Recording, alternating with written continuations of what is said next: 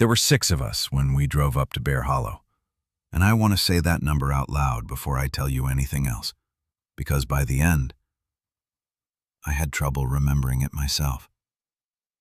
6. Me, Dana, Priya, Colton, Marcus, and Wes. 2 tents, 1 cooler that was already sweating through its lid. I'm the one who suggested Bear Hollow. I want that on record, too. We'd been planning the trip for months. The way you plan things when everyone has a job and a lease and a version of adulthood that keeps trying to swallow the parts of you that still want to sleep on the ground under trees. Dana was getting married in October. This was her last just us weekend. Priya brought a bird book she never opened. Colton brought a guitar he also never opened. Thank God. Marcus brought enough bug spray for a platoon. Wes brought nothing useful at all. We loved him for it anyway. By the time we reached the clearing above the creek, the light had gone that thick gold color that only shows up for 20 minutes before dusk. I remember thinking, this is a good night. I remember being right.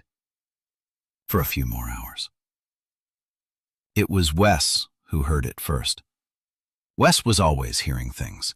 Ghosts in parking garages, Wi-Fi routers vibrating at a frequency that wasn't natural. So when he sat up around 11, firelight low on his face, and said, "Something's out there, past the tree line, past the creek," we told him to eat something and stop being Wes. But I heard it too, a little later, when the fire had burned down to a red simmer. A sound like someone dragging a heavy coat through underbrush. Slow, unhurried. It sounded like something that simply didn't care whether we heard it or not. Which, looking back, was so much worse. I told myself it was a deer. I have thought about that decision more than any other decision I have made in my life. Morning came, and nothing was wrong. The woods let you have one clean morning to make you stupid again. Around 10, Marcus stood up, said he was going to refill water bottles at the creek before it got too dark to see the rocks, told us not to eat all the trail mix while he was gone. That was the last thing any of us heard him say, with his own mouth, in his own body. He didn't come back. We found his water bottles at the creek's edge, both of them, capped and upright, set neatly side by side, like he'd paused to tie his shoe and meant to come right back. One boot print at the waterline, toe pointed toward the current, and a few feet past it, caught on a low branch, a long ribbon of his shirt. Torn clean, not snagged, peeled. The edge was dark, stiff, with something that wasn't creek water. There was no body, no drag marks, just that strip of fabric, and a little further on, a smear against the trunk of a cedar. Handprint shaped. 4 fingers dragged downward, like someone had reached for the bark on their way past and hadn't been given the chance to hold on. I need to tell you about the voices, because that's the part people won't believe. And it's the part that matters most. We didn't sleep that second night. Around 3 a.m. from somewhere past the tree line, we heard Marcus. Not a scream. Worse than a scream. His actual voice. "Guys, I'm okay. I think I twisted my ankle. Can somebody come help me?" Perfectly pitched. Perfectly him, "That's not him," Priya said. "Listen to where it's coming from. It's coming from 3 places at once." The voice wasn't traveling like sound travels. It arrived from the north, whole, clear, and then from the east, equally whole, equally clear. like something was trying on his voice, the way you'd try on a coat in front of a mirror, checking the fit. We didn't go. That was the only reason 4 of us were still alive by sunrise. Colton broke first.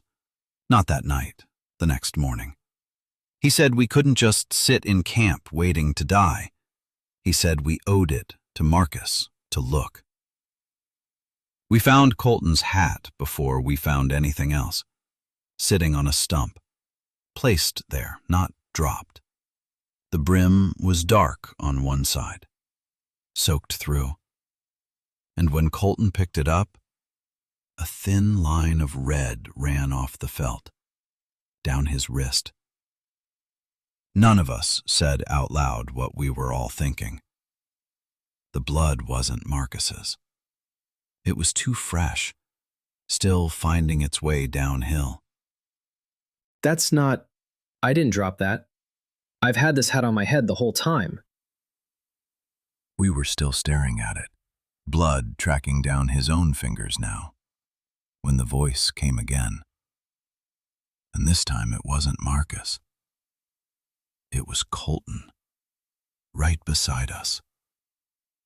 There had been a sound, a small, wet sound, quick as a held breath let go, so brief none of us placed it, until much later, lying awake, trying to reconstruct exactly how a full-grown man disappears from 6 feet away without any of us seeing it happen. He was simply gone, and something had come away with him fast enough to leave a single fine red arc across the pale underside of a nearby leaf. Hey, over here. I found something.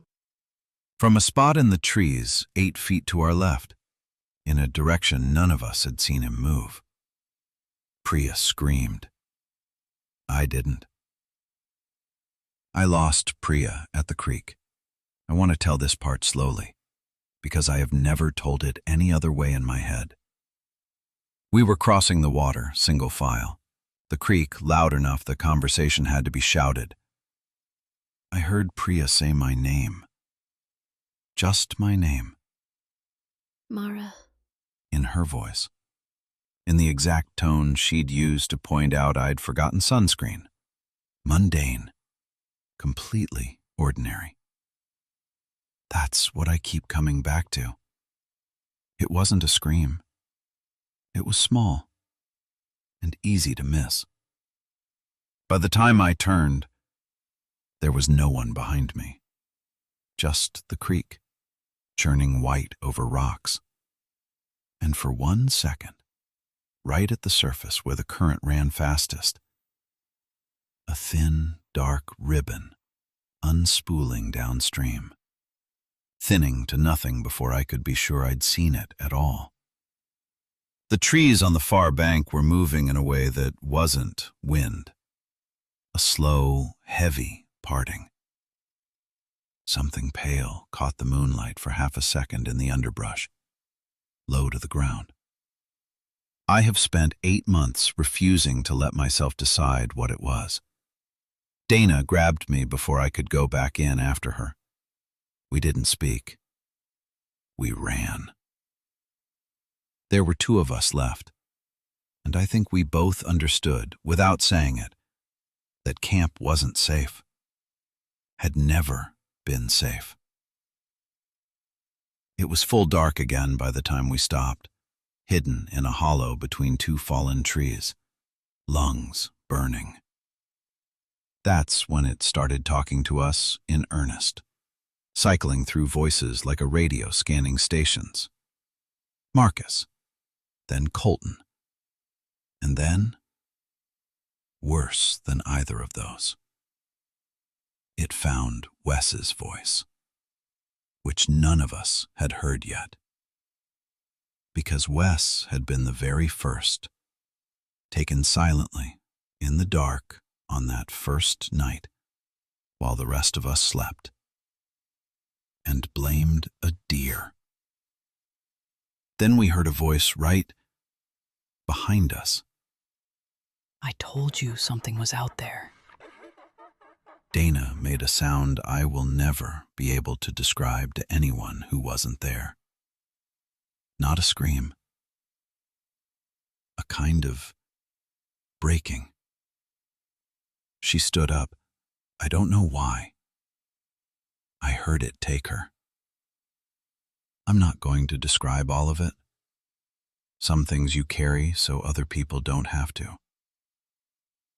There was a sound like wet rope pulled taut and then let go. And a sound under that. Low. Structural. The kind of sound a body makes when it stops being one solid thing. Dana's voice went from a name, mine, into something with no shape left in it at all, cut off mid-syllable. It was fast.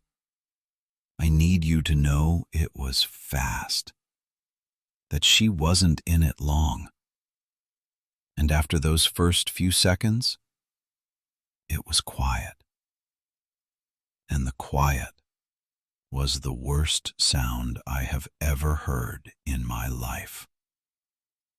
Because a voice is a lie you can run from, and quiet is just the truth arriving late.